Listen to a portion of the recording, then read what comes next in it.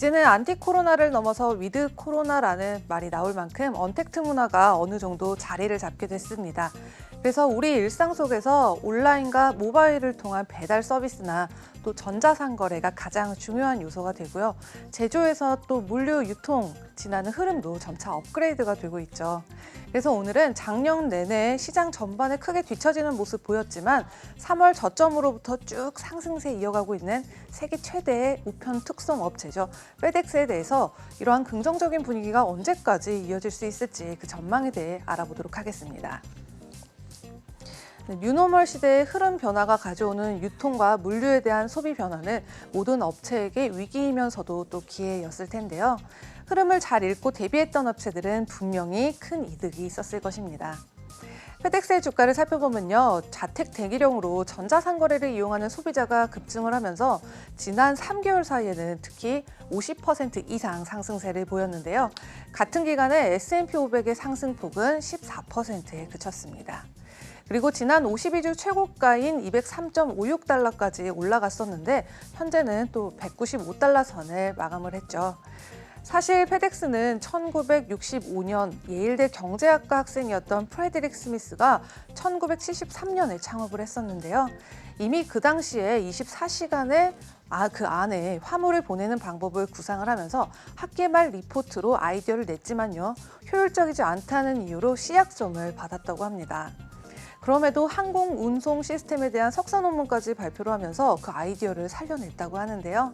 2010년에는 한 번에 81톤까지 화물 적재가 가능한 보일 777F 전용기를 쓸 만큼 발전을 했고요.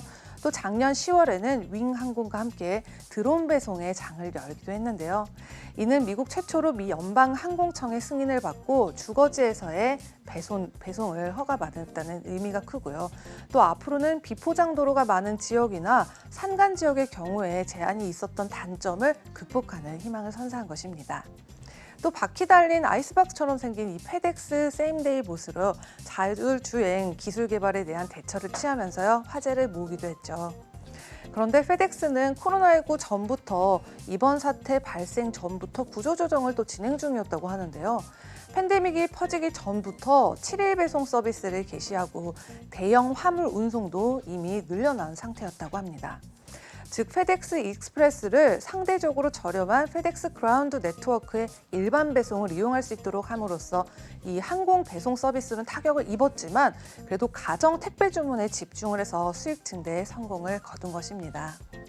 실적에서도 확연히 보이는 것처럼 페덱스 그라운드의 매출이 20% 상승을 했고요. 물동량도 또 25.2% 증가세 보이면서 어닝 서프라이즈를 이끌기도 했었죠.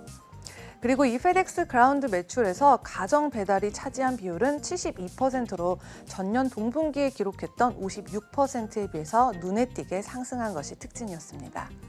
게다가 페덱스는 일반 배송 매출 상승에 그치지 않고요. 직원 감축과 또 인센티브 축소, 또 항공기 토역과 더불어서 일부 투자 프로젝트는 미루기까지 하면서 지출 관리도 굉장히 현명하게 대처했다는 평가를 받고 있습니다.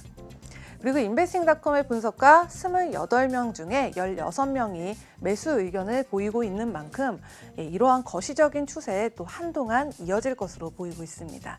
지금까지 글로벌 금융시장 심쿵 브리핑 펄스였습니다.